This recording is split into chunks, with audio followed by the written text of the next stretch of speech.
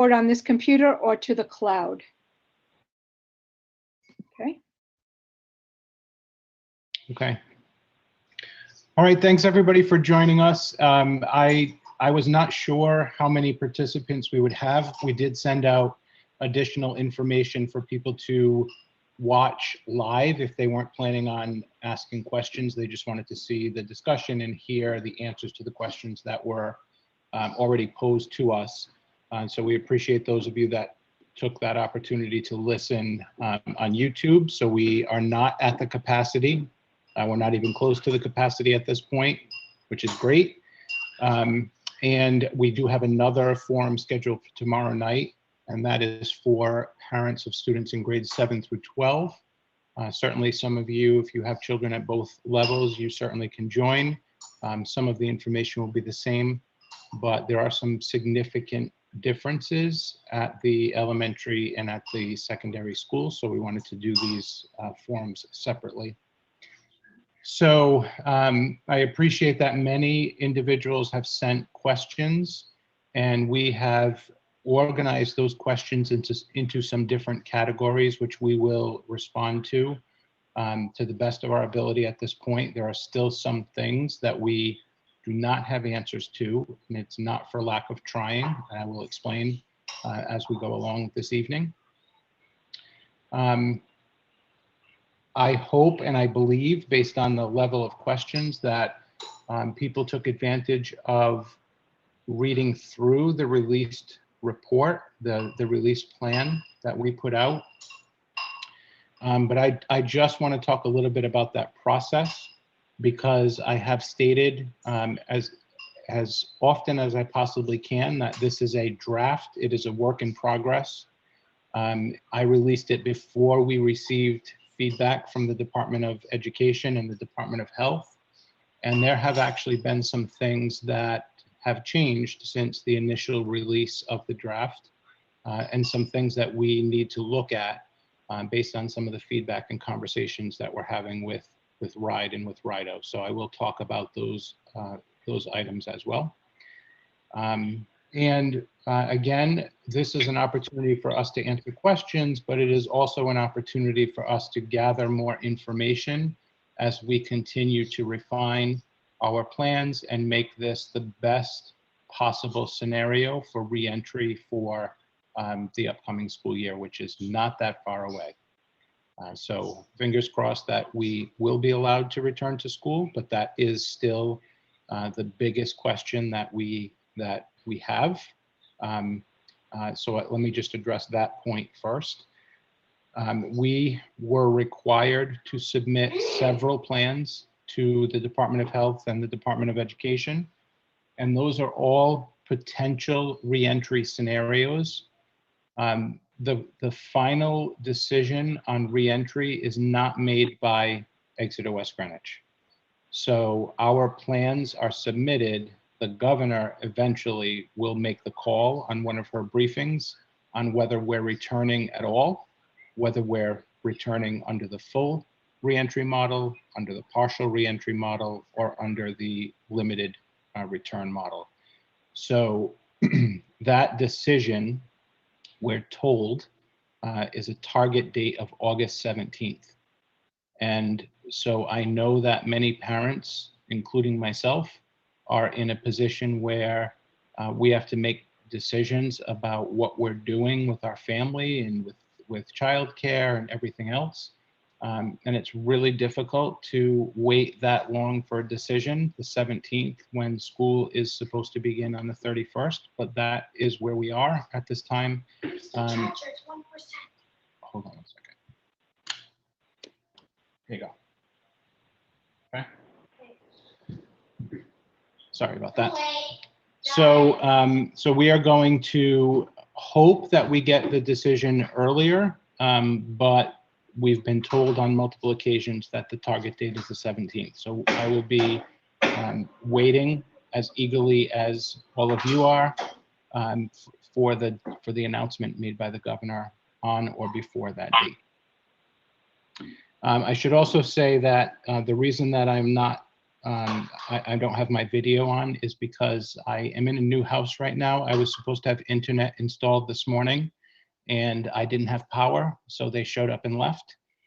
So I am using a hotspot on my cell phone, and I tested the Zoom meeting before this started. And when I have video on, I do not sound clear, and you can only hear every other word. So hopefully this is working. But with the video off, I was told in the test that people could hear me better. So that's why I'm doing this. Okay. So the next thing that we'll talk about is just the process for this meeting. I am going to give a lot of information. I have the list of questions that have been organized in front of me, and I will address as many of those questions as I possibly can and be honest about the things that we're still working on. I want to also provide the feedback that we received from the Department of Ed and the discussions that we're currently having. One of those discussions is quite significant. As a result of that discussion, we're going to attempt to do a quick poll of the parents that are on the meeting, just to kind of get a sense of where, what you're thinking relative to the issue that we're continuing to think through. And then we'll have an opportunity for additional questions. And certainly throughout the meeting, if there are comments that you want to make or questions that you want to ask, you can use the chat button.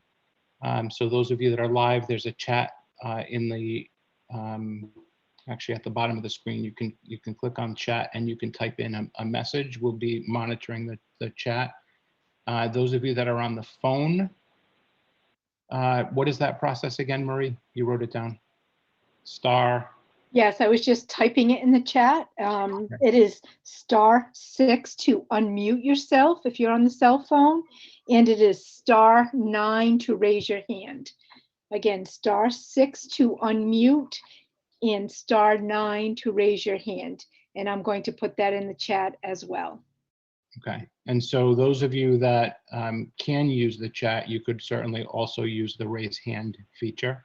So we'll be able to see if there are new questions or clarifying questions based on the discussion. And we'll try to get to as many of these as we possibly can. But just know that this has been probably one of the most monumental tasks that we have ever been asked to do. We had a total of just over 75 people that were involved in 10 different subcommittees to put this plan together. It was a pretty massive undertaking. Lots of parents from every level, school staff from every level. So I'm really proud of the work that people did in such a short period of time, but we always have said that this is a work in progress, and we certainly have some areas that we will continue to improve upon based on ongoing feedback. And this will be a learning curve for all of us, because this is not a situation that anybody has ever been in the past. So just as a quick overview, the plan that was submitted, there are actually 4 different scenarios. The first scenario is the full distance learning scenario. That is similar to what we did the last 3 months of school, and that would only happen if the governor closes schools like she did in March, on March 13th, I believe, or March 17th was the date last year where she closed schools and we went to full distance learning. That is likely not going to be the case, at least at the beginning, based on what I'm hearing, but that's not a promise. There certainly we learned a lot from the distance learning experience that we had last year, and we are making some changes, mostly based on the feedback that we've received from parents. We had lots of positive feedback, but there were some parents that had some constructive feedback and criticism, which we have listened to, and we've made some pretty significant changes. Namely, if I can just go through some of them. And by the way, if we don't start with full distance learning, it doesn't mean that we wouldn't get there at some point during the year. So based on the trends, and if there are spikes and the situation changes for the worse, There could very well be another announcement at some time during the school year that distance learning is back in play. So these changes that we've made would be in place whether we started the school year at full distance learning or whether we entered into the school year later on based on a governor's decision. And also, there are some families that are opting for full distance learning from the get-go, regardless of what the decision is of the governor. We're right now looking at about 20%, roughly 20% of the student body across the district. So there will be some students who are learning remotely, even if the governor says that we can return to some form of in-person learning. So again, all of these changes that I'm going to talk about are in play for any of those scenarios under the distance learning model. Some of the big things are that we have agreed at the elementary school to one standard platform. So one of the things that we heard is that families that had multiple children or children that had multiple teachers were being asked to go through multiple different platforms, which were challenging for the student, but more challenging for the parents who were trying to figure all of this stuff out and moving from one platform to the other. And if your child was in one grade versus another grade, everything was different. So it was super frustrating for people. I experienced that in my own household, actually. So we are moving to one common platform at the elementary. We've also done the same thing at the secondary level with the common platform there. It's not the same. It's not, the platform is not appropriate. The elementary platform is not appropriate for all secondary, but all of the kids in all of the grades at the elementary level, PK through 6, will be on the same platform. That's the Seesaw platform. Additionally, we are going to put out at the very beginning of the year for anybody that is in the distance learning model, we're going to put out a set of expectations and requirements. And those expectations and requirements are really about meeting times, that the ability for children to interact with their classmates and with their teachers through scheduled meetings. Because the families that got to experience lots of scheduled meetings with their teachers expressed a higher degree of satisfaction with distance learning than those that didn't have the same opportunities. So we are working on a set of agreements so that everybody can expect that that will be part of the distance learning experience for all kids. And additionally, we certainly learned about communication and some of the technology needs. So this was a learning stretch for some of our teachers as well. They definitely learned a lot. I know our kids learned a lot, our families learned a lot. But we've identified areas where there is a need for additional training and professional development. And in fact, the teachers were really good about identifying those needs for us.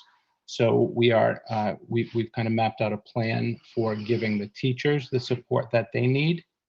And we are also going to be providing some trainings for families before the distance learning experience begins. So any family that wants to participate in some trainings, they will be virtual, they will be recorded.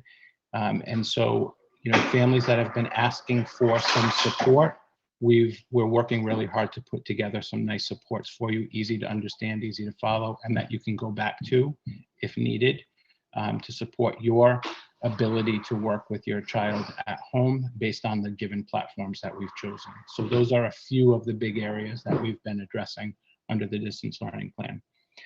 Then we have limited in-person return. So we're kind of going from the most significant restrictions all the way up to the least number of restrictions. So full distance learning for all kids would be under the worst case scenario around the pattern of the pandemic, right? Next would be limited in-person return. So there are some pretty strict restrictions on the number of kids that could be in any one place. The group size is super small. So we're looking at a very small population of students who are returning to in-person learning. And those are the students with the most significant needs. And they are, there's a lot of different reasons why the need exists. The teachers have been working really hard at coming up with a list of children that they're targeting for the direct instruction opportunity, along with the director of special education, the administrators of the buildings. And it doesn't mean that it's just all of the children with special education needs. It doesn't mean that it's just the children with, who are learning English as a second language. It doesn't mean that, there is no particular category. This is an individual decision. And for some children, the in-person learning is a requirement for them to progress. And those are the children that we're targeting. So again, we have restrictions on who can be, on the number of kids that can be in school under that limited return, and the population of children will be a targeted population based on the needs. Certainly, there is an opportunity for families to request it, but under the limited return, it needs to be based on academic and significant social emotional concerns, because we have a cap on the number of students that can be in any given space at any given time. So I don't anticipate that we'll be starting under that model either. So we certainly can talk more about it, but that's the current target population. We are in the process of developing almost like a mini application. It's not really an application, but it's a request form. So if a parent wants to be considered for that because they believe that there is a significant need that rises to the level of needing in-person full-time, even under the limited return, then you have the opportunity to send us that information, and it will be, and we will have a discussion with you, and hopefully we'll be in agreement and we can move forward. Under the partial return, so, and again, under the limited return, it means everybody else is doing distance learning, okay? So it's basically a distance learning option with a few kids, probably less than 20% of the kids that are coming to school every day in that limited return model. Under the partial return model, so I'm going to speak directly to the elementary, because the partial return model is the one that has been, we've gotten the most amount of feedback on. And the most recent feedback came from the Department of Education. So I want to be really transparent about where we are at this current time. Our plan for partial return was that a portion of the children would be in school at any given time. So that's our definition of partial. When we look through the guidance that was provided to us, there were multiple areas in the guidance that suggested that that was an appropriate model. And in fact, most school districts, not most, it is most, it's more than half of the school districts submitted a plan similar to ours, where, in consideration of the things that we needed to pay attention to, which were social distancing, masks, and podding. So the issue of children staying in stable pods, which is possible for the most part at the elementary school, not quite possible at some of the secondary schools, which is why the plan is quite different at that level. But at the elementary level, if we can ensure that kids are staying in stable pods, then that is a great mitigation strategy according to the guidance that was provided to us. Then if we can ensure that social distancing can be in play, and 6 feet is the recommendation.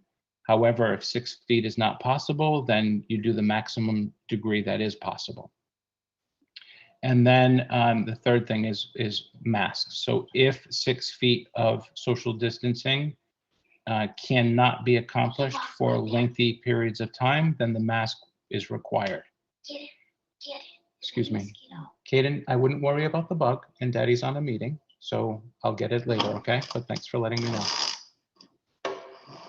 Sorry. Okay, so our thinking was under the partial return that we need to consider the bus and we need to consider the classroom size. We can pod the kids for the most part, but we cannot pod them on the bus and then have the exact same pod of kids in a classroom, because the children don't live by grade level. And the bus routes are pretty expansive since we cover 2 districts, two communities. And so we couldn't develop class lists and then send buses to each of the neighborhoods or each of the addresses to pick up all of the kids that are in a class. You could be going to almost Charahoe and then traveling all the way to URI. That's how far our distance is. So that was impossible for us to do. The guidance says that you can have 1 pod on the bus, and then you can have a separate pod of children in school.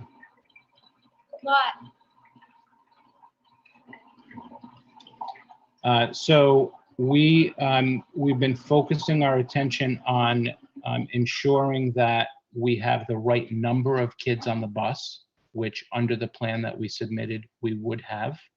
Under the plan that we submitted, West Greenwich children go 2 days a week, Exeter children 2 days a week. I think Exeter is Monday, Tuesday. We had Wednesday as the distance day, and then Thursday, Friday for West Greenwich, again, under the partial plan that we submitted.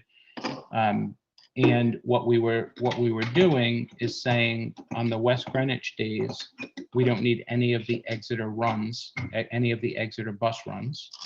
So we were going to double up the West Greenwich runs and split the West Greenwich bus routes in half, so that half the number of children would get on one bus and half the number of children would get on the other bus that was sent on those days that just the West Greenwich children were going, and then vice versa.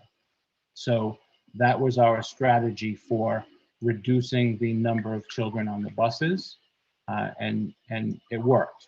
So the numbers worked. We worked with the bus company, I met with the bus company, all of that was doable. Then again, the restrictions are a little bit more significant than if it were full return. So we wanted to make sure that we could also put in place all of the social distancing requirements, which if we have full classrooms, we cannot socially distance the children in any classroom if the classrooms are full. So the classrooms are just not big enough to have 6 feet of separation between all of the children in the class. The only way that we could do that is if we doubled the number of teachers, and anybody that's been paying attention to the budget situation understands that that's not even possible. So we submitted a plan where we had roughly half the number of children in each classroom, and then social distancing was possible, potting was possible, and the children, when they could not wear their face masks or when they could not maintain social distancing for an extended period of time, the plan was for them to wear face masks. That was the plan that was submitted. Since that time, the governor has come out, and I don't know that she's put it in writing yet, but she has strongly suggested, and that we believe that is coming to us in writing, that mask wearing is going to be a requirement. And so I'm not sure if that's going to be qualified. I'm not sure if she's going to say, unless there is a guaranteed 6 feet social distancing that you can guarantee. I mean, if that's in play, All of the rules that are out there now suggest that you don't need to wear a face mask. It's encouraged, but it's not mandatory. We're hearing that she's going to make it mandatory. I don't know if there's going to be a qualifier on that statement. So I'm just throwing that out there. Additionally, excuse me for 1 second.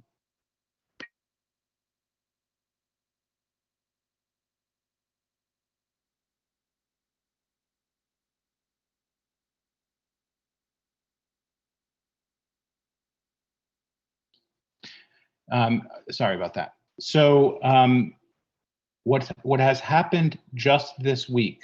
So we submitted our plan and we got our feedback, and our feedback was excellent.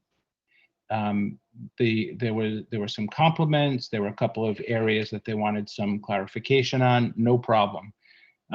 This week, I personally received a phone call from the Department of Ed, and there is some pressure that is coming from many directions that the partial return scenario, they want us to get all of the children into school at the elementary level, even under the partial return scenario. So that kind of creates for us a challenge that I'm not even sure is possible for us to achieve, but we're gonna continue to talk about it. And so the challenges are that every child is coming to school on the buses. We can limit the number of kids on the buses, which we have done even under the full return model, by having some kids come a little bit later and another group of kids come on time, the normal time.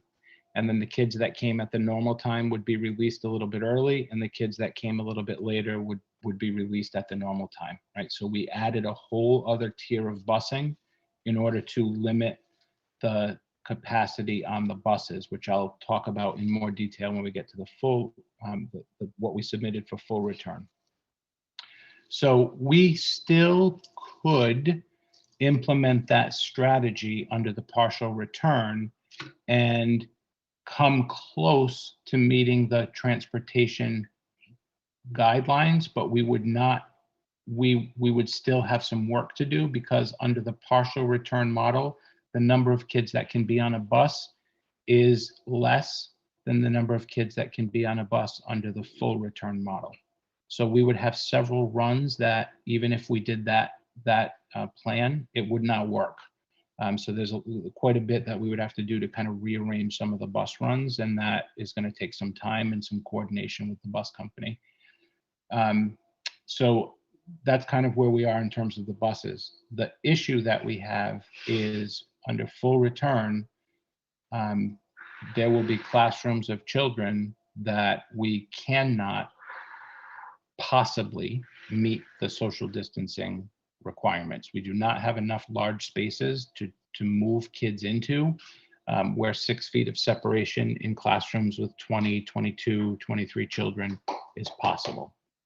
So under that scenario, it means that the children at all times would need to wear masks. We would not have social distancing to the degree that it is recommended. And the potting would be in play, yes, but that's it, right? So then the masks, which is another huge concern. How are we going to have kids wearing masks for that length of time? Under all of our plans, we have mask breaks built in, and opportunities for masks not to be worn if there's a qualifier on the governor's statement. But under this plan, it wouldn't be possible, because the guidance says if you can't maintain 6 feet of social distancing, then masks would be required anyway.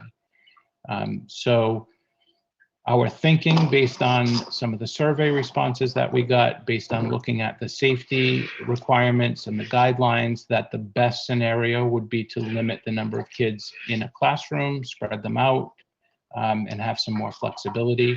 RIDE wants us to work really hard to get all kids back.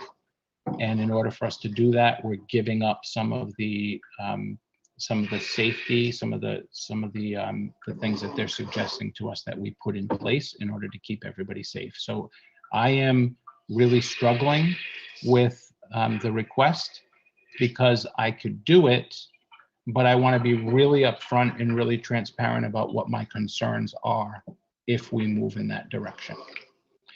So the other thing that I will say, even about the partial plan, and that is in our plan that we submitted, is the children that we identified for limited in-person return, those targeted children, they would still come every single day under the partial return model. So we would have a whole group of kids that have opted for distance learning, which I talked about at the beginning. We have the majority of our children coming 2 days a week, distance learning the other 3 days. And in between, the reason we selected Wednesday, which certainly could be adjusted, but the reason we selected Wednesday as the day for distance learning for all is because there would be one group of kids in the building on Monday and Tuesday, a different group of kids in the building on Thursday and Friday. So Wednesday becomes a comprehensive cleaning and sanitation day in between groups of kids, and the weekend is the same in between groups of kids. So it was a nice break for that to happen, again, to ensure that the building is in optimal condition before a new group of children entered the building. That was the rationale for that decision. You know, again, we certainly would have some children that would be coming every day, but they would be coming Monday, Tuesday, and part of that group. Then they'd be the full cleaning on Wednesday, and then they would also be part of the Thursday, Friday group. And our buses, because we don't need every bus under the model that we selected with splitting the kids based on the towns, almost a 50-50 split, it's pretty close. We had a few spare buses that we could send to the opposite town to pick up the children that were coming every day. So that was our thinking. I am curious, you know, because that is definitely the work that we have in front of us for the next week or so. We don't have a lot of time to do this, to see if it's feasible, to see if it's possible. I'm just curious if we could maybe just gather some quick information from the people that are on here, and we're going to send out a poll. And there's two choices, really. And again, you're not tied to this decision at all. But I'm just curious if we could grab some information about, you know, based on what I've told you, is your preference for the half the kids attend some of the time, so that, you know, all children go, but they don't all go at the same time? Or is your preference that all children go all the time? And again, it's just your thinking at this point. I'm not tying this answer to any individual person, but I just want to have a sense of what the community is thinking based on the dilemma that we're currently facing. So that would be helpful. Yes. We have quite a few questions in the chat, and many of these questions are the same questions that were previously submitted to us that I know you're going to address. But I'm wondering, and looking at these questions, if perhaps people would like some kind of response before they respond to the poll that I will share with them. Okay. So let me pull it up then. Okay. Or I can, if you can't see the chat, then I can always read the question to you. Yeah. So we have a lot of people. I'm just going to quickly go through these. Lots of people still without power. We totally understand that. This is recorded. People have the opportunity to see it.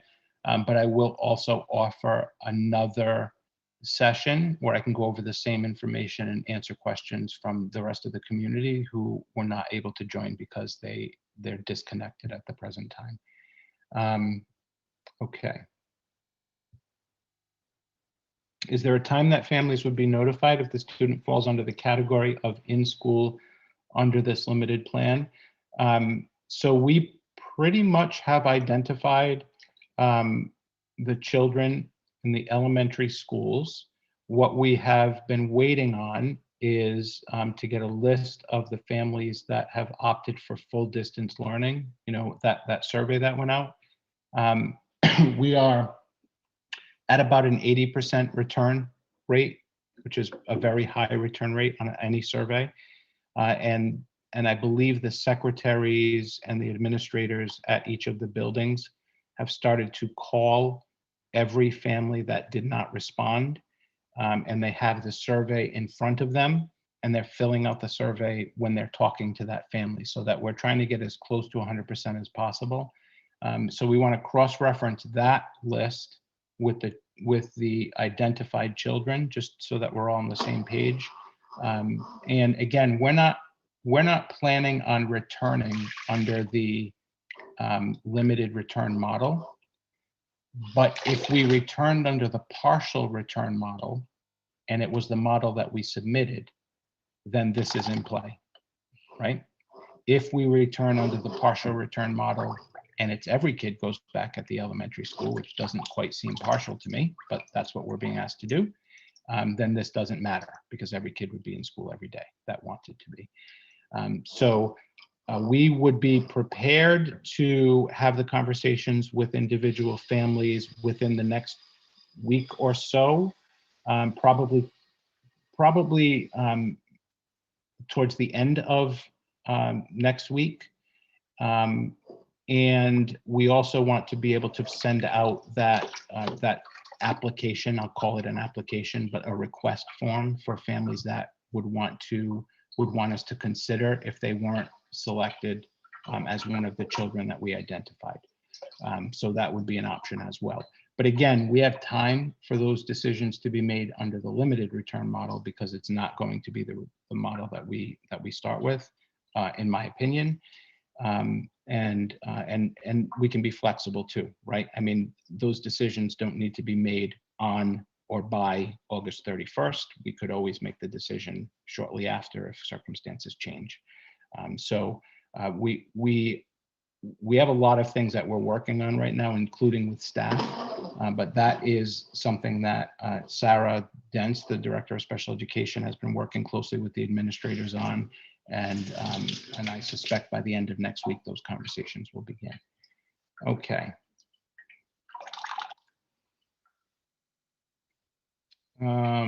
Understanding here, is there an option for full distance learning? Yes. So that was the survey that was sent out. And I will, I'm going to address some of the questions that were sent in about distance learning as well, but that is an option. Can you fulfill busing for full in-person elementary? Yes, that's the, some kids start later and some kids go in at the normal time, and then the staggered release as well. So it's roughly half of the building. And because the bus size is larger under the full return guidance than it is under the partial return guidance, we can meet the busing requirements under full in-person return.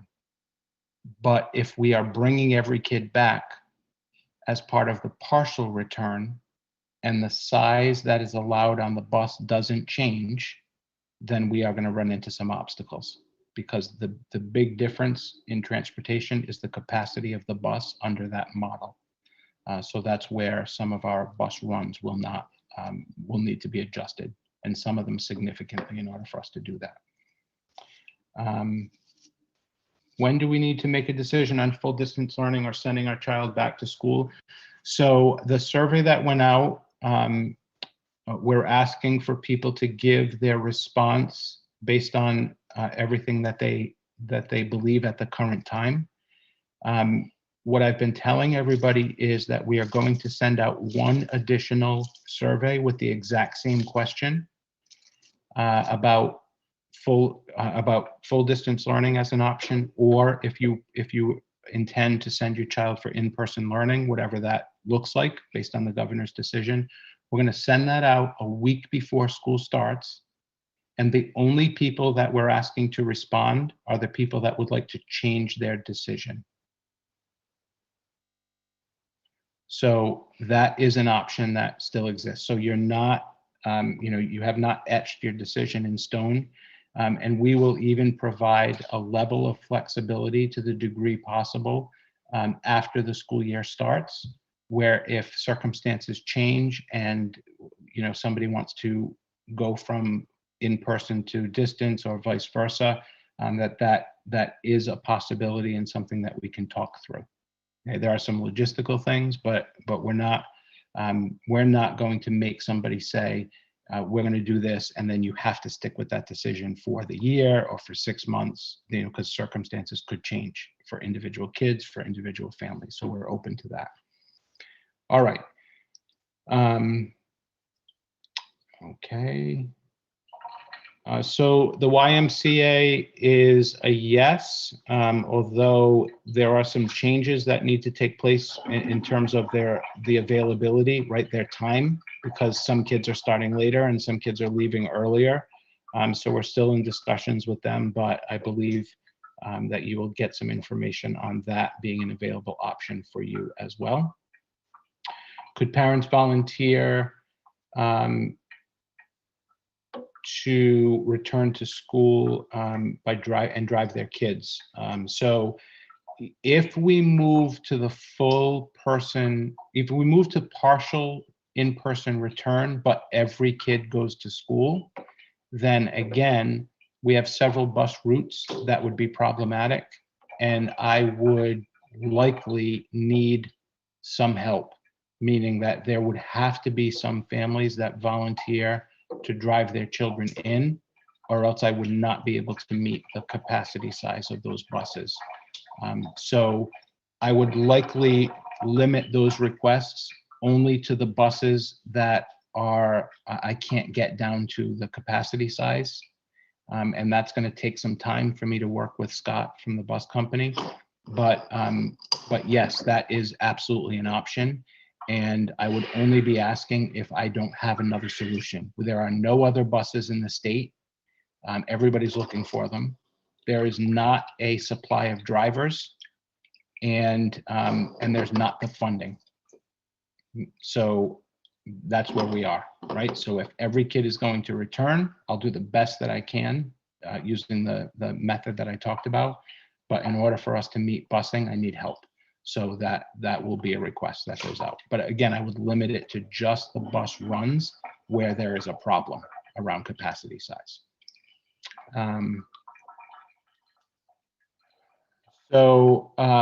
Is it possible to look at other spaces?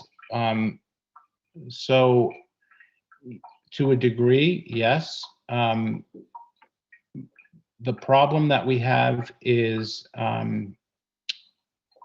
there's only a limited amount of larger spaces that we have.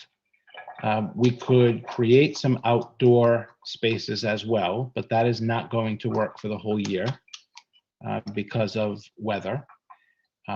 So there are some logistical problems there. We have put in the plans that we want teachers to utilize outdoor spaces as much as possible. We've moved all of the inside classrooms to the outside areas so that there's better ventilation. There's some classrooms, particularly at Metcalf, with no windows. Those classrooms are not being used next year. We've moved everybody to the outside classrooms with windows. And then people will use outside spaces as well to the degree that that's possible. So, I mean, we can look into it, but those are conversations that we've already had.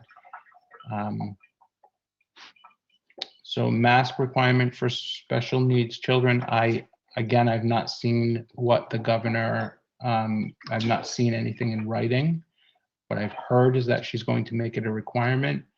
And I'm waiting to see if there are any exclusions that she puts in that requirement, and that is potentially one of them. Particularly, there are some children that it would be a health issue for them to wear the mask for that length of time. So I don't have the answer to that, but I'm waiting. Are there different teachers for each group? No. So same teacher assigned to all 4 days? Yes, it is. So basically what happens in the scenario, it's a great question. and actually a question that others asked too in the document that was sent out. What would happen under this model is that the teacher is instructing, the children in the classroom are participating in the classroom with the teacher. The children at home have the ability to link into the classroom remotely, and so they can still receive instruction. And so this is one option that's available. There's quite a few opportunities for group work to happen, and the groups could consist of children who are at school with children who are at home to limit that face-to-face interaction, right? So children can pair up, but one child at home pairs up with a child that's in the classroom. They do it remotely so that they're not facing each other and having the potential of spreading germs.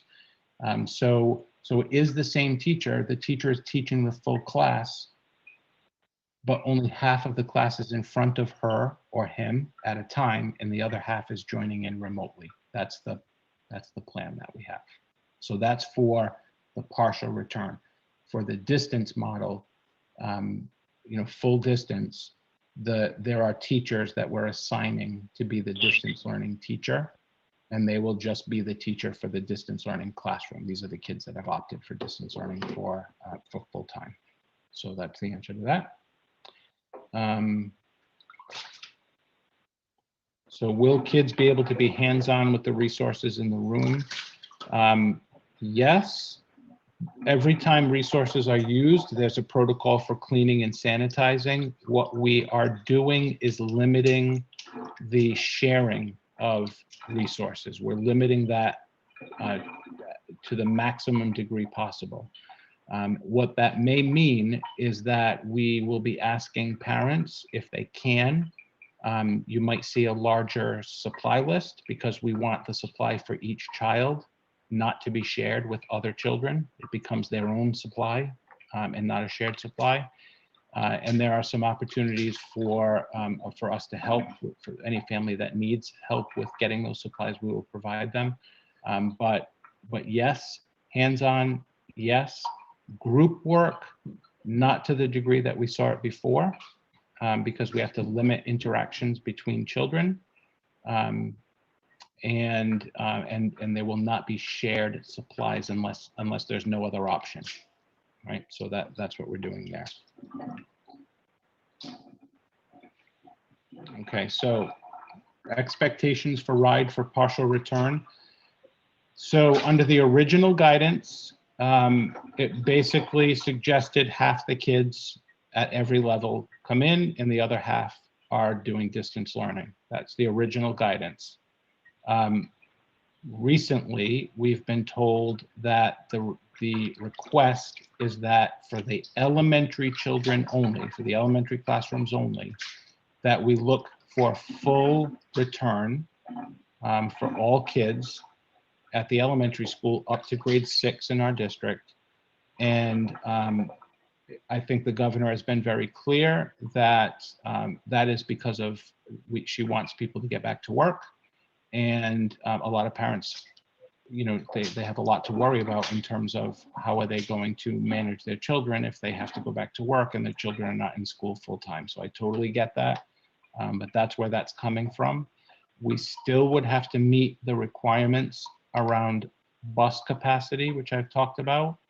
And the classrooms would definitely be the same size as they would be under the full return model. The only difference is that I could not guarantee 6 feet of social distancing, and the restrictions are a little bit more significant under the partial return, because again, this is gradual, right? Full return, least number of restrictions. Partial return, it's the next level. Limited return, even stricter. Full distance learning, school shutdown. So that's kind of what RIDE is asking us to look at this point. Again, that's different than what we read in the original guidance, which I also sent out to everybody so you can see it for yourself. But that is what they're asking us to do now. Okay. So some people are responding with their preference. Window air conditioners from an electricity capacity, not in every single classroom, definitely not. We have a number of air conditioned spaces already. That question came up in my reentry team meeting that we had yesterday. And we have gotten some conflicting information on what is allowable because air conditioning fans could potentially be blowing germs back into the faces of kids, right? So if we have all the children facing forward, which is a requirement, and a child talks, when they talk, there could be molecules that come out of their mouth, hits the fan, gets blown back into the face of somebody else. That's a problem. So we need to be really, really clear about what is allowable, and we've gotten some conflicting information on that. So that question was asked yesterday, and that's on my list to get clarified. I know it. I just don't know the answer at this point, but I will get it, and I will share it with everybody. Will distance learning be taught by Exeter West Greenwich or an outside company? It is not an outside company. We have already done a survey of our staff, and we have some staff members who need to do distance learning themselves because of their own circumstances, and we have some staff members who would be willing to do distance learning in lieu of face-to-face. The fact of the matter is, I actually need more distance learning teachers based on the survey results that we've received than I have teachers that are requesting distance learning because of their own circumstances. So I'm basically going to say there's a group of 20 first grade children that their families are opting for distance learning, and I have a spot for a distance learning teacher. Which one of the first grade teachers wants to do it? One of them will select, and they will become your child's teacher for the year, and it'll be an EWG teacher. And the teachers that need the distance learning assignment because of their own circumstances, I will just assign them to whatever grade level that they're at, and that's how we're going to handle it. So that's the answer to that question. Okay, so I already addressed that. Who will make the final decision on which plan, the district or the governor? It is the governor, meaning which plan the, I don't know if the question is, are we talking about which partial plan? The one the district submitted or the one that RIDE is asking us to look at? Or is the question about, are we going full distance, limited in-person return, partial return, or full return? So if it's the latter, the governor will say full return, partial return, limited return. That's going to be the governor's call. She's consulting with RIDO and with the Department of Ed for sure. In terms of what's the definition of the partial plan?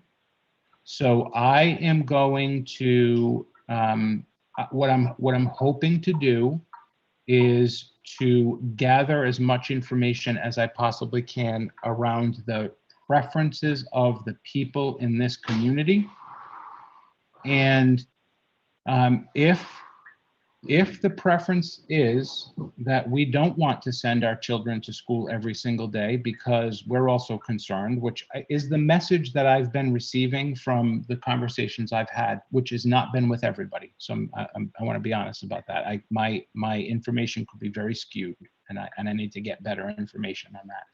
But if the community's preference is that, but there are still families that would need or would prefer full in-person return, can I potentially accommodate all of them?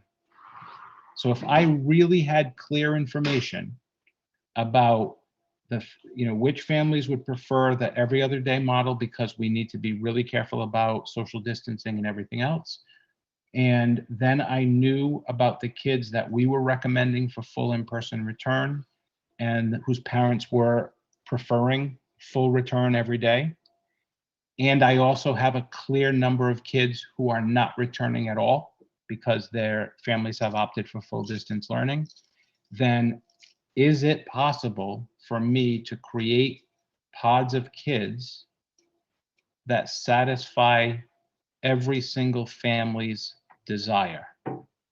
Now, it may not be possible, but I don't have enough information yet to determine whether or not it is possible. And that's where I need some additional information. So I wanted to start with that quick survey that went out today.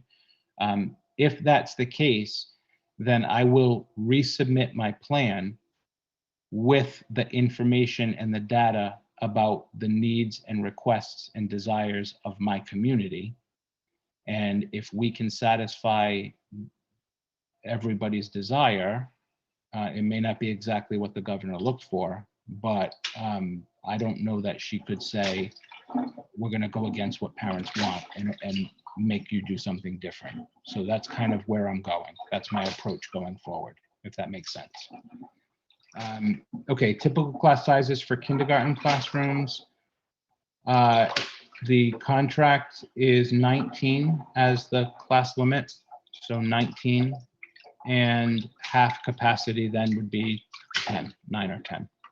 What does capacity mean? The total number that is possible. Okay. In grade 1 and 2, that number is 21. In grade 3, that number goes to 22. Excuse me for 1 second.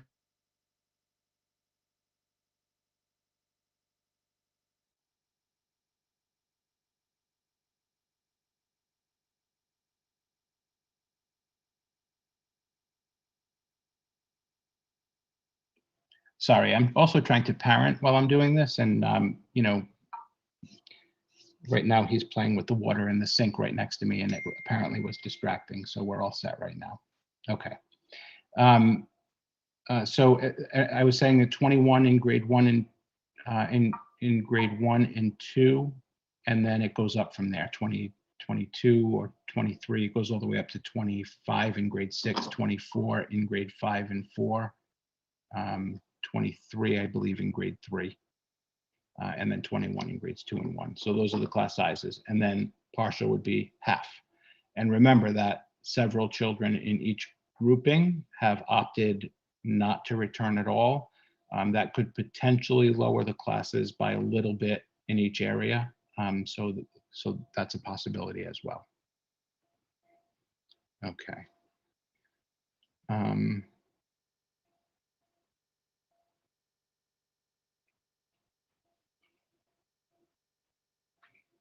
All right, so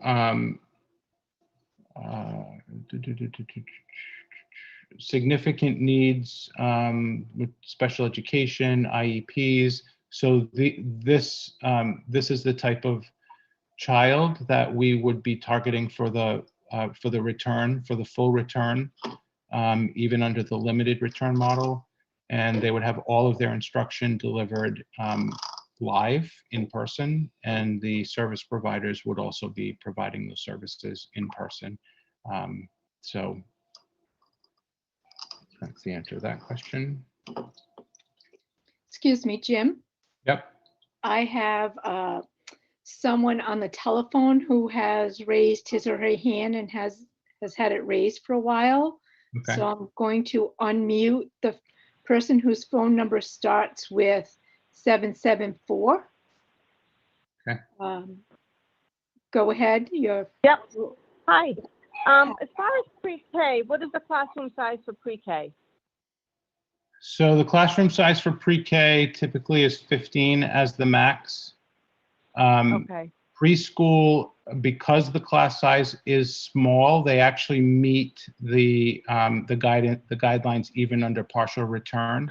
So we are not looking to do anything different in preschool. They will be in school, normal return under every scenario. They're part of the limited return.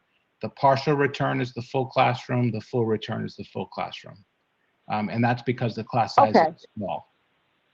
Okay? And it just depends on which return it's going to be, will be how they fall. Correct. Yeah. Okay, perfect. Thank you. You're welcome. All right.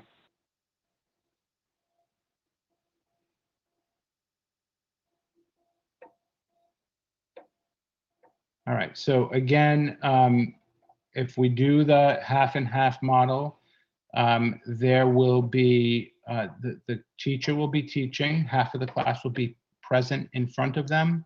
The other half of the class on some days could be joining the class by remoting in using Zoom or whatever, whatever method is being utilized in the classroom.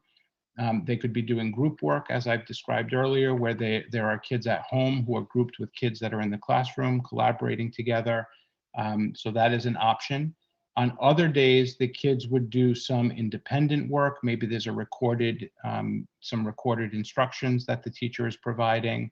And then when the kids return for in-person, that's where they pick up. So they'll look at the work that was done independently and kind of follow up with that, and then vice versa, right? So that whatever the kids on Monday and Tuesday did in class, the kids on Thursday and Friday would do in class, and vice versa. The independent work would be done differently. So there's a couple of different options that the teachers could use. It is absolutely, it is much trickier. It is much more challenging to manage. But if we are trying to meet the safety guidelines that were put in place, that was the strategy that we came up with. And that is going to require some additional planning and support for all of our teachers. And under the partial plan, that's why we have the distance day for the whole district on a given day.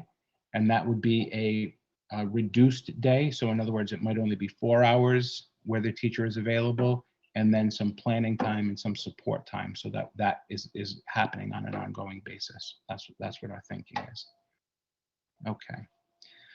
So when will teachers be assigned? Most teachers have already been assigned, but the distance learning teachers, we are actually having those discussions this week. So we'll know who the first tier of distance learning teachers are. We definitely are going to need one at every grade level based on the survey responses that we've received. But I'm not sure if we're going to need more than that, because remember that parents will have one more opportunity to solidify their response or change their response the week before school starts. So it's this week. This week is the discussion with the teachers, and we'll have some preliminary classes, but we know that those classes could change based on parent circumstances. They may change their mind, and I'm offering that be possible. Okay. Will specials be in the classroom for all learning plans? No, they will not. So in the plan that was submitted and that I released to everybody, the reason that we're doing, or the way that we're able to have some kids start late and then leave at the normal time, and some kids start at the normal time and then leave early, the way that we're able to do that is the children will not have access to the specials teachers live. So they will not have specials in school. That's what they're missing by either coming in late or leaving early. The reason is that the specials teachers actually interact with every single classroom in the building every single week. So think about that. Every second grader gets art. Every third grader gets art. Every fourth grader gets art, all the way up to sixth, every week. So think about the whole concept of podding, and then we're going to tell 6 teachers that you're going to cross every one of those pods every single week. I mean, it doesn't make a lot of sense. We also knew that in order for us to meet the busing requirements, we had to add another tier of busing at the elementary level. And so this is how we did it. So that the specials teachers will be virtual. And so those weekly opportunities will be provided to all families, and some families will take advantage and others will not. We encourage you all to take advantage, but understand that sometimes it's challenging and there are different decisions that are going to be made. But that is the best that we could do, because again, we are trying to manage crossing pods, and that for those teachers, it's, you know, it just creates a huge safety concern. So that's what we're doing. Okay, so so that takes care of the questions that were in the chat room, and also many of the questions that were on the sheet that was provided to us as well. Let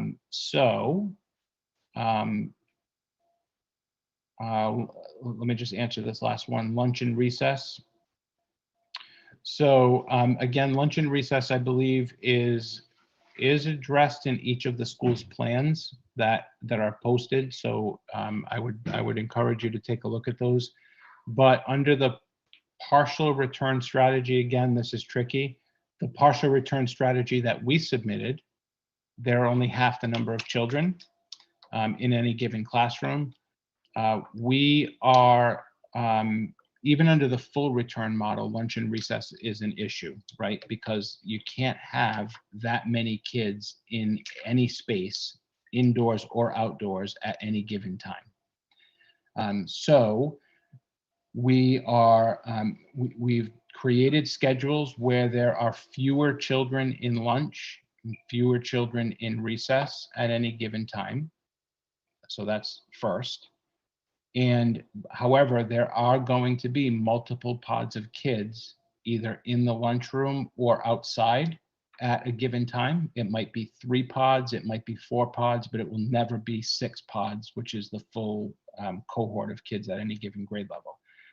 The way that we're able to do it is because the spaces that we're using for cafeteria and the outdoor spaces allow for us to have 14 feet of separation between pods. Again, that's part of the guidance that was provided to us. So if I am in one grade 2 classroom and another individual's in a second grade 2 classroom, we may be in the cafeteria together, but we will be sitting with our pod that we're in class with, and we will be 14 feet away from any other grade 2 pod. Again, that's a requirement. Okay. Are you the host? Yeah. All right. Okay. So the maximum number of kids in a pod is 30, or the maximum number of humans in a pod is 30. That's children plus the interacting adults. So I already talked about the class sizes, that's all contractual. And then when we build in the teachers that are working with the kids, the maximum that a pod can be is 30. So we are able to do that. And that's the guidelines that are provided by Department of Health. Okay. So, all right. So let me just break from those answers. I know, I don't know where we are with that survey, but again, you're not married to a decision. We're just trying to get an initial feeling on where people stand.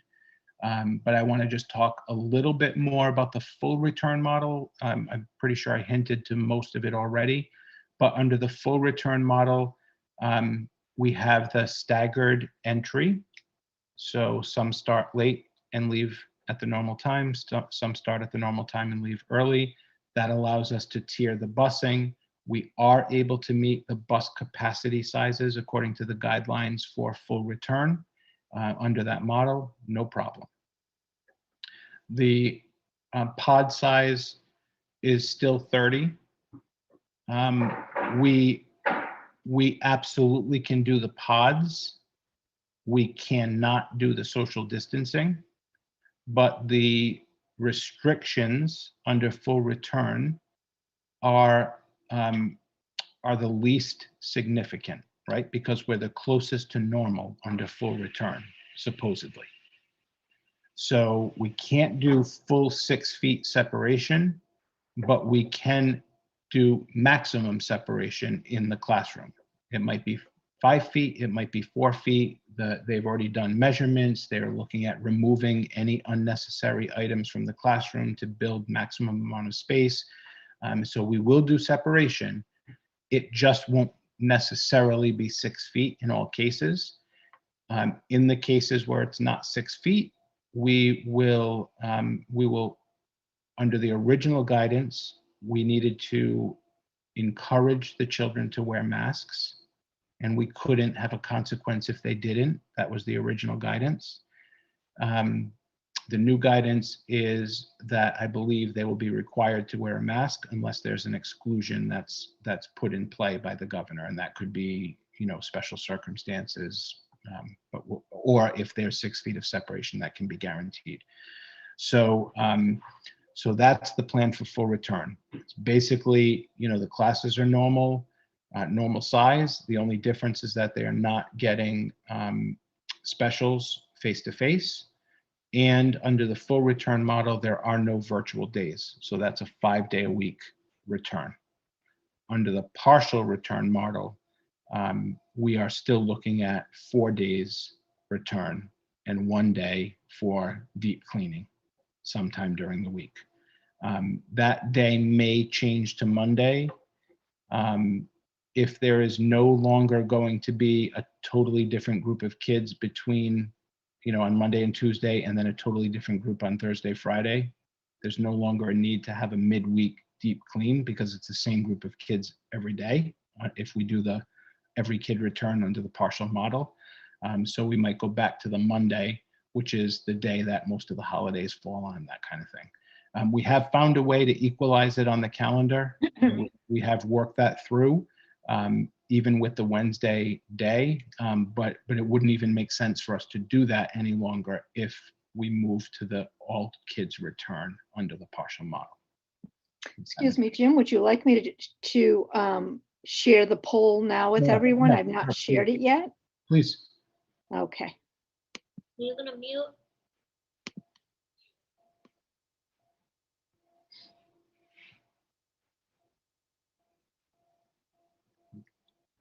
All right, so you all And I can will respond leave to the that. poll open for about 5 minutes, and then I will end it, close it out.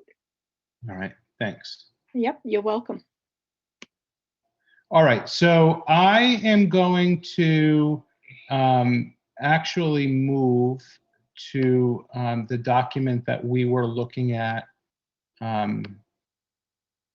that you all provided questions on. And I think I just want to kind of review these, but I want to make sure that I've answered as many of these as possible.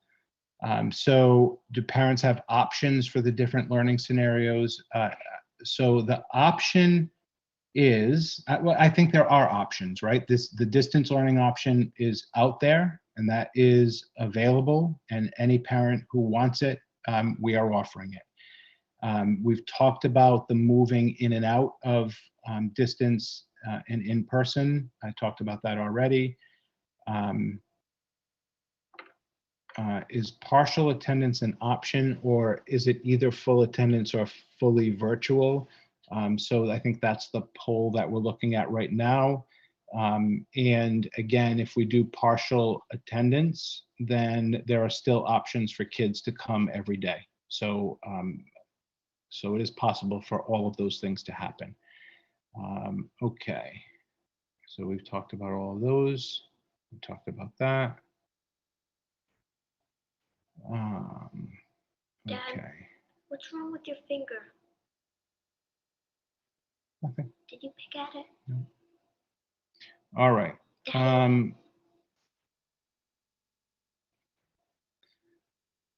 So I did talk about what virtual would look like, what some of the changes are that we made based on family surveys.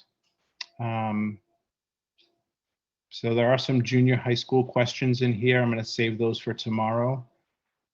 I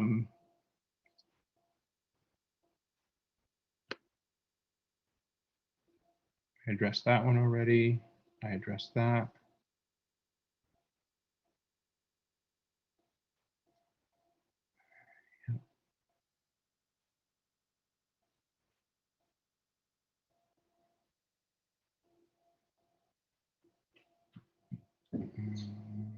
So if we choose distance learning, is that teacher teaching in person also on those days? No, they are a full distance learning teacher. So if the choice is distance learning, like that's the option, we're not sending our child back for in-person learning at all, then it's full distance learning and the teacher is fully dedicated to that class. That's the assignment.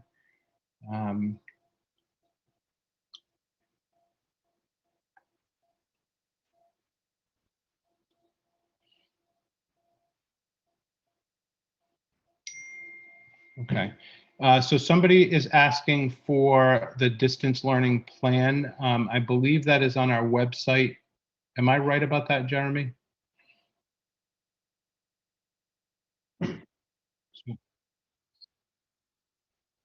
No, not the current draft plan, the distance learning plan that we had to submit last March before school was shut down.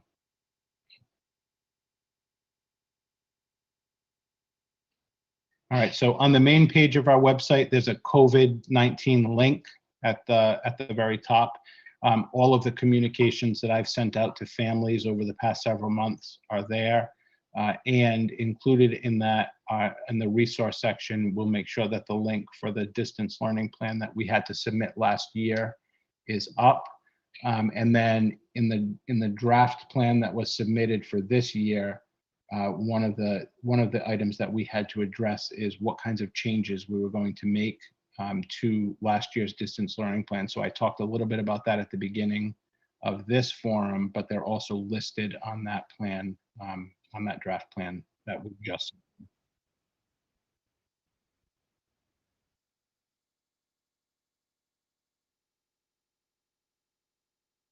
All right, awesome, thanks.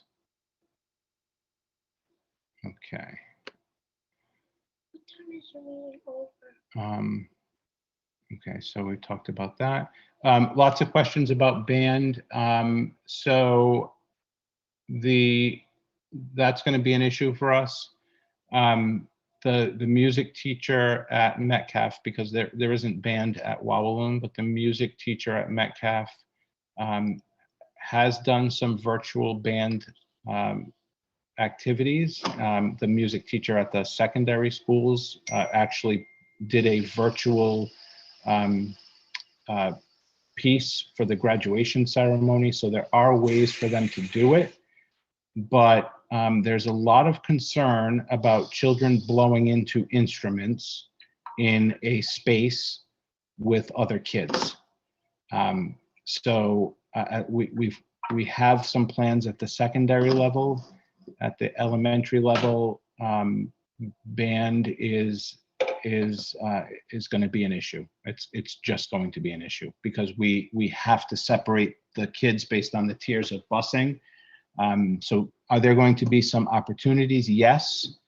But will they look the same as they have in the past? No. Okay. All right. So interesting on the poll. It's a 2/3, 1/3 split.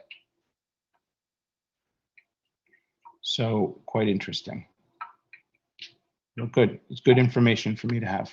And just to clarify, it's 2/3 that of parents voted for half of the students to return to school for some of the days, and 1/3 voted for all student return to school all days. So that's where the 2/3, 1/3 landed. Thank you. Thank you. You're welcome. I'm going to share the results. Antonio was sick. See? All right. Okay, so I talked about why we chose Wednesdays, but certainly I'm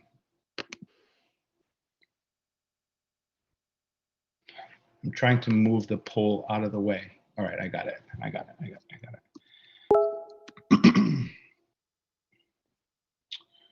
Okay, so we talked about that's the whole purpose of the poll. Why are we not allowing elementary to go full-time daily? And maybe that question means full-time meaning every day, or does that mean full-time meaning normal start time to normal end time, which would not be possible in order for us to meet the bus requirements. But this survey that we just talked about is, and the whole ride feedback is that issue of, is it every day or is it partial? Or is it a combination? Okay. So we talked about class sizes.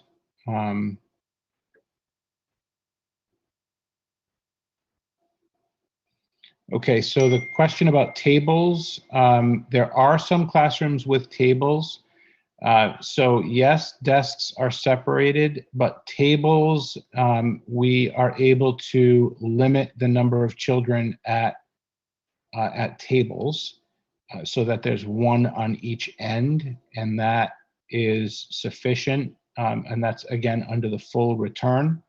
But under the full return model, where everybody in the class is there, we're not going to have 6 feet of separation anyway. So it's equitable to the spacing between desks as well.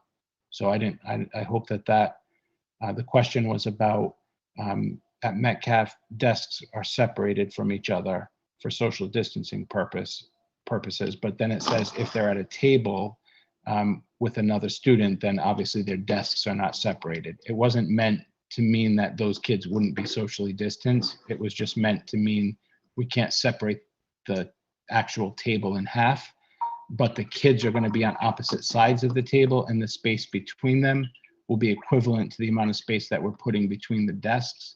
And it will not be 6 feet, because under full return, we don't have enough space to separate all children by 6 feet, which we've talked about. All right. And then I believe the last, so there's some questions about special education, which I believe we've talked about. Many of the children with special education needs will be the prioritized or part of that prioritized list, prioritized grouping. We talked about busing. All right, so many of the other questions have to do with the procedures for what happens if a kid tests positive, what happens if a teacher tests positive, what happens if a family member tests positive. And so we have a lot of the same questions, although our nurses have been involved in several discussions in their professional field outside of the school setting as well.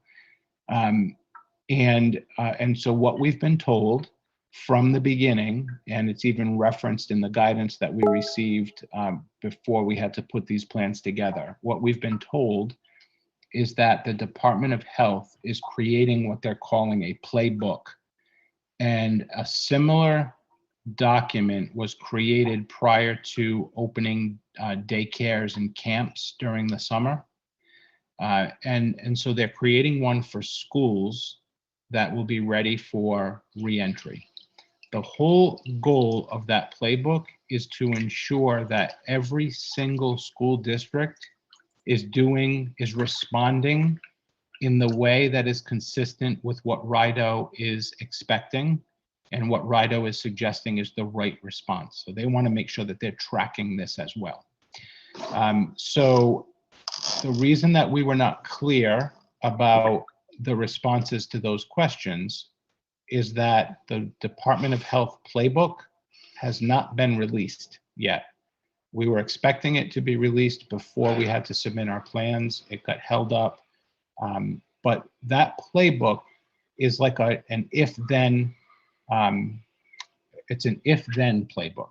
So if this happens, then this is what the Department of Health is requiring as a response.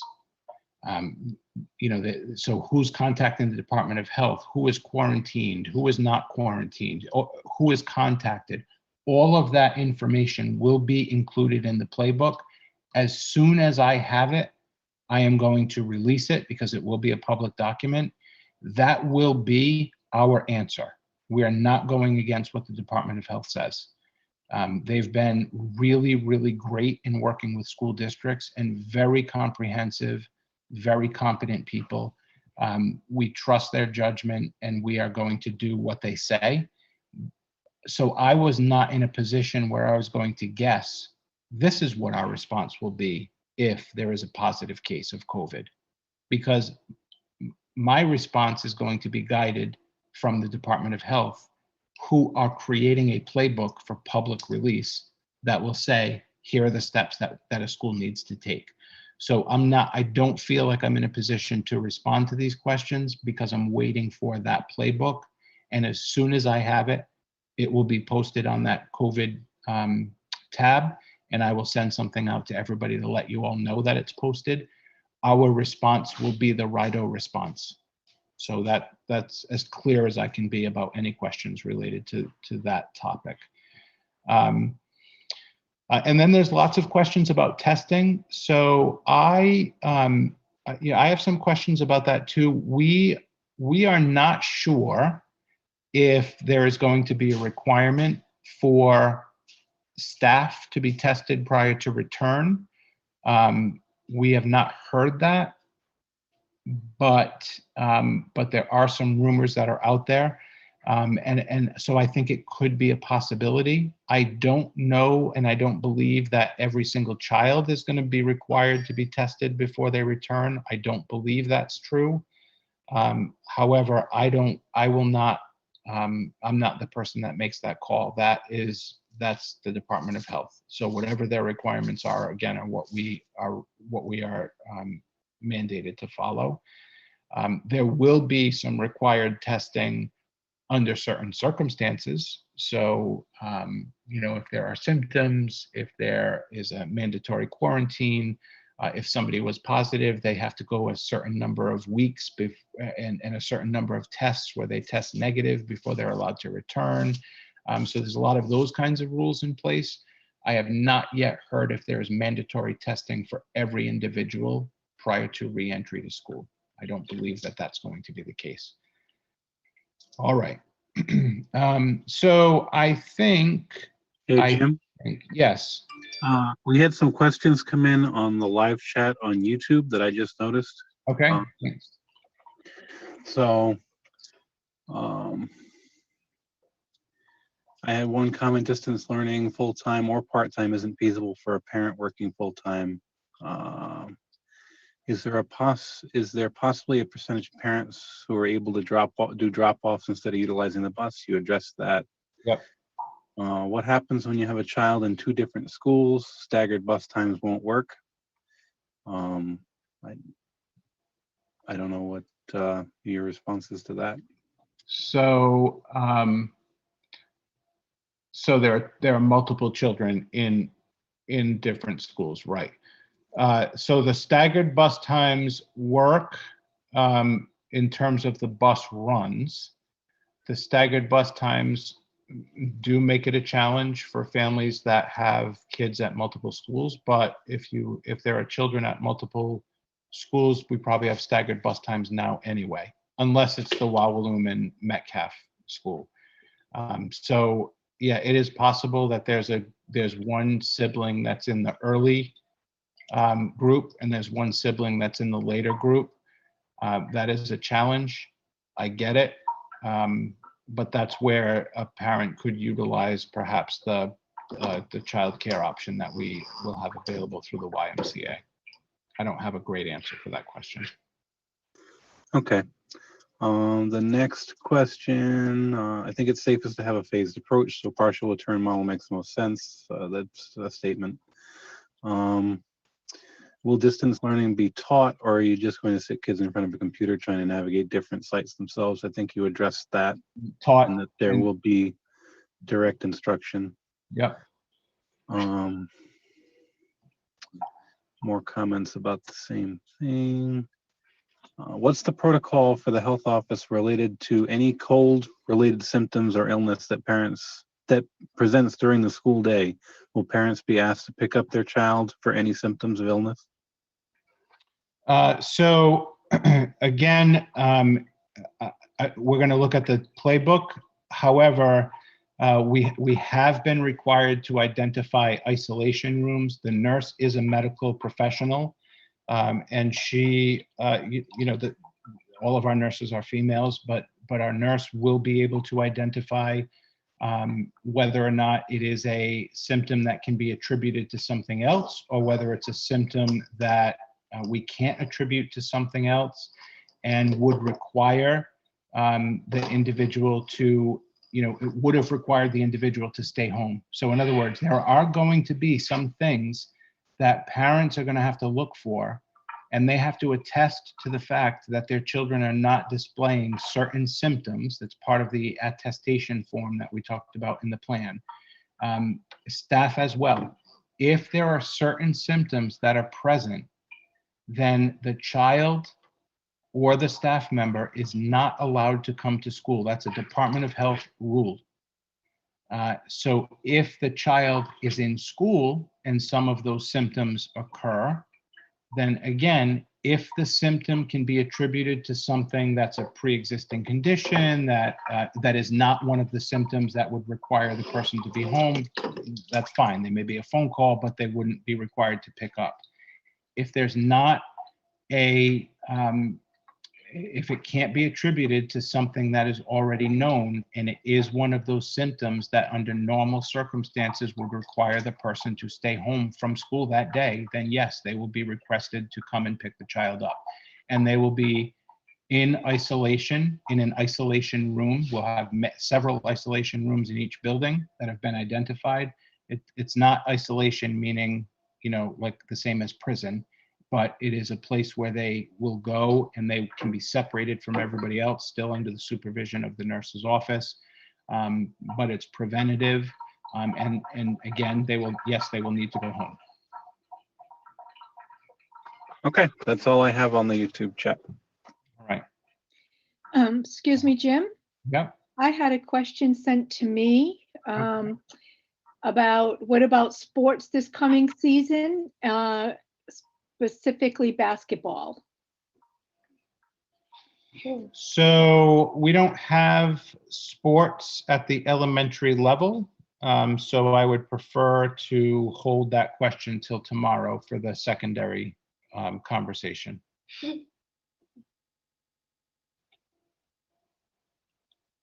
I'm assuming we mean intramural, interscholastic sports.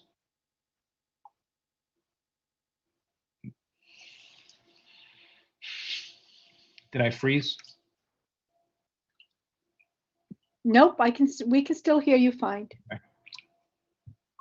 So there was, what I know is that there was an announcement that was made today by the governor, and I've heard about it. But I want to be clear about my answer, and I didn't prepare myself for that question because it's not relevant to elementary school. All right. Were there any others, Marie, that you got? Hold on one second. There was a question about, hold on 1 minute. Yes. Is there, and I responded privately, but I think this question is probably for the good of the audience. Is there any discussion about postponing a few weeks to get all the kinks worked out, similar to Massachusetts? The postponing of school, is that a possibility? I would say yes. I've heard the commissioner and the governor talk about it. They have never said it to me, and I'm in meetings with them all the time. They have never said out loud that they're thinking about it, but I would assume, and then based on some of the comments that have been made, that it is an option that exists. But I have not heard that in any kind of a definitive way. So at this point, our plan is that the 31st is the opening of school until we hear otherwise. But I would not be surprised if it were delayed a little bit, based on the fact that there are going to be some challenges to the August 17th announcement. It does not give districts a lot of time to finalize everything. So I think it's possible, but we're moving forward with the 31st as our start day until we hear otherwise. All right. So the mask wearing thing, if it's kids every day without the proper distancing, will they be required to wear masks the entire time? I believe the answer is yes, and I believe that's going to be an executive order of the governor, again, with potential exclusions. But if we can't ensure 6 feet of separation, then I believe it's going to be an order. If it were not an order, it would be a strong recommendation that people should be wearing masks often or always to the maximum extent possible. But I believe it's going to come out as an order. If we can't ensure 6 feet of separation, it's going to be a must. Do I expect union strikes? Not in Exeter West Greenwich. Definitely not. I'm in contact with the union every single day. Our teachers have been unbelievably flexible, and yes, it's been stressful, but I would say that there is not a group of teachers that I could find that would match the level of work, the level of intensity with which they've planned for this. It's just been incredible. I've been so impressed, and we are not going to have strikes in Exeter West Greenwich. I can't say what's going to happen elsewhere, but it's not happening here. Jim, I have a hand raised. Okay. Phone number starting 401, ending 391. Okay, go ahead. I just unmuted you. Hi, yep, I just had 2 quick questions. One of them was just in regards with mask wearing. I have a kindergartner, and I'm just wondering, I know we don't know yet exactly what that's going to be like, but what are like basically, how are you going to discipline that or like encourage mask wearing if they're not good mask wearers? I don't know if there was any protocol for that. Yeah, so discipline is not really the word that we're looking at. Right. Kindergartners have an awful lot that they need to figure out when they come to school. And you couldn't pay me enough money to be a kindergarten teacher. I was a high school teacher, and that's the reason.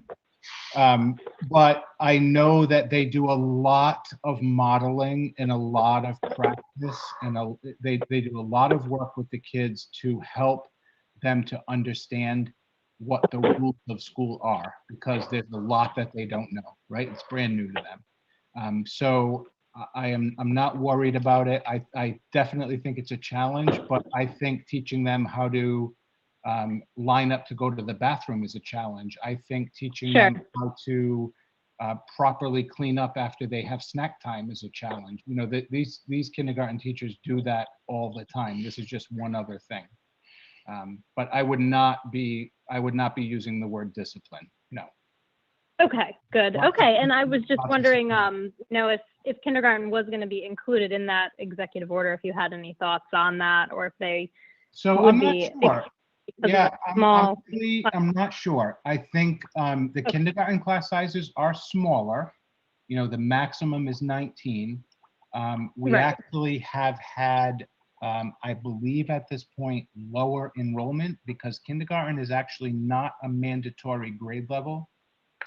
You are required to send your kindergartner in every day if you enroll them, but you could choose not to enroll them. That's what the rule is.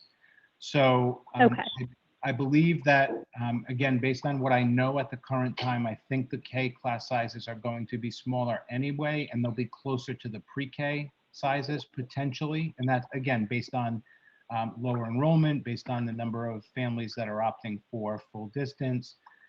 So it is possible that the kindergarten classrooms may not need them because we may be able to socially distance. So, but I, you know, I don't know the exact numbers yet.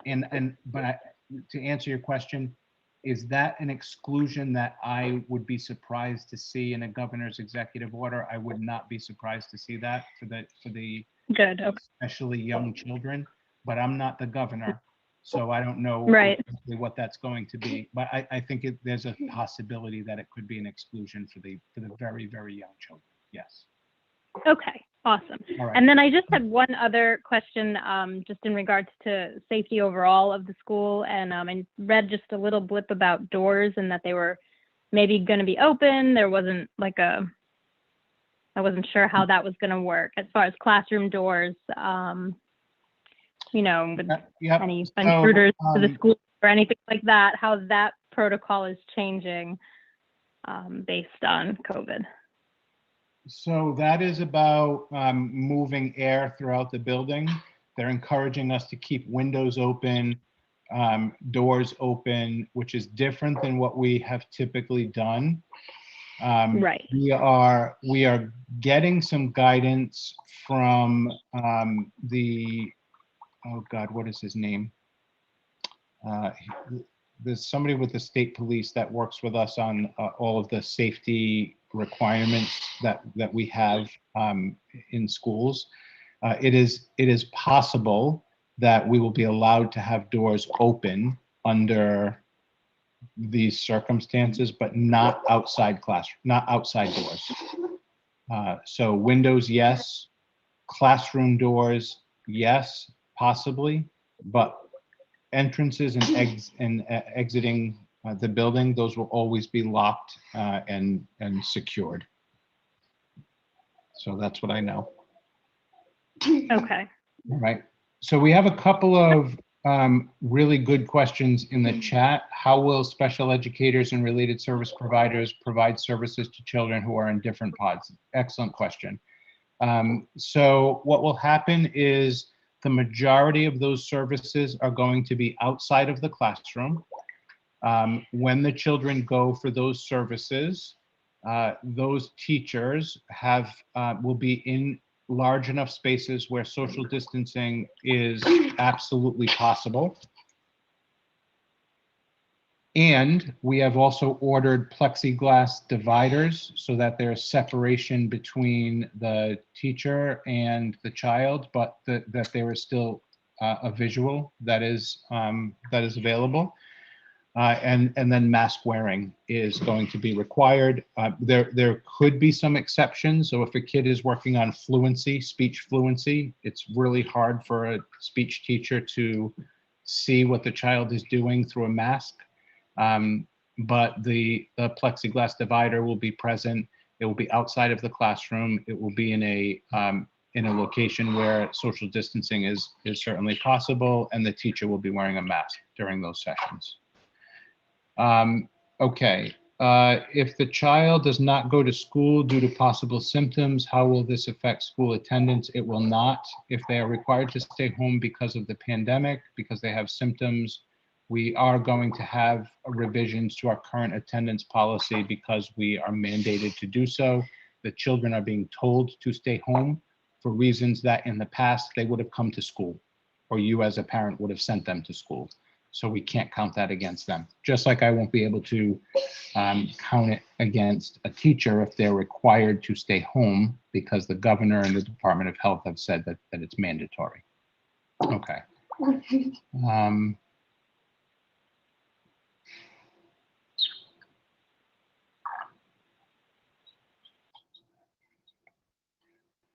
Yeah, so COVID testing for all students and staff, again, I'm not making the call on that. I don't have the ability to test. And I know that there's still an issue with everybody being able to get testing and get results in a reasonable amount of time. So I think that's part of the reason why it has not been a mandate yet for anybody in education to be tested. I know that there are some professions where it is mandated. We have not been mandated at this point.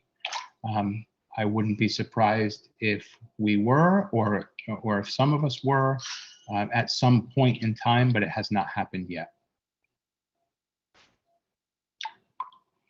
Yeah, and then a nice suggestion about parents start practicing mask wearing at home before school starts, so it's not something new when we begin, which I think most parents have done. You know, I see a lot of little kids out in public and they have their masks on, and they do it pretty well. I think the challenge is going to be the length of time that they're asked to wear masks. So, all right, so it looks like we have come to the end of the chat. At least I think I've captured everything. Marie, you got everything from your end, hand raising. Jeremy from YouTube. My end, yes. And I think based on my scan of all the questions that were provided in advance, I mean, that informed some of the information that I provided up front, but I hope that I think I addressed in as much detail as I possibly could, the bulk, if not all, of the questions that were sent to us in advance. So I'll give just a couple more minutes if there are some last minute questions, last minute comments. I hope this has been helpful. I know that we don't have all of the answers, but we just don't at this point. There are things that we're waiting on. And then there's a new challenge that we have in terms of trying to meet the request of the Department of Education around the partial return. But your information has been helpful, and we'll just kind of keep you posted on where we are with that. And we don't have a lot of time to do it, so we'll keep you posted quickly on where we are with that. Okay.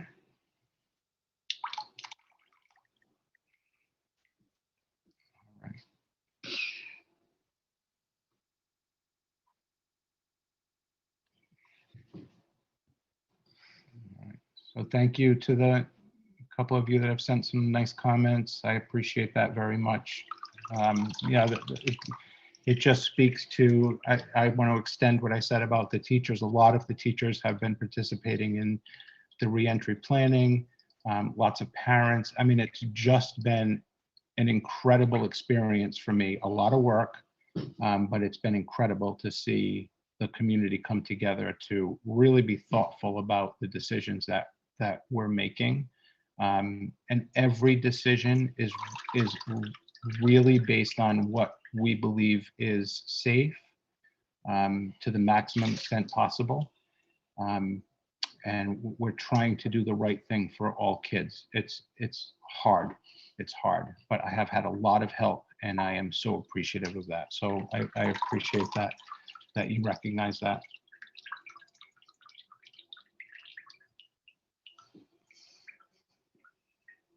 All right. Well, thank you, everybody. Maybe I'll see some of you tomorrow night. Some of the information will be the same, but I will focus more tomorrow on the secondary plans, which are different for a lot of different reasons. And I'll be in touch. I'll continue to send out information as we have it, and enjoy the last few weeks of summer, and keep looking for our information and our updates. All right. Thank you so much for joining.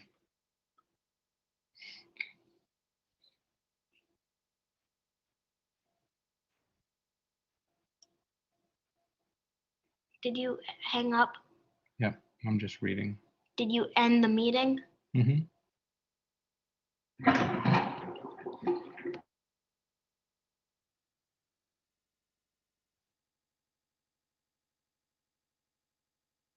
Terrific job, Jim. You too, Kaden.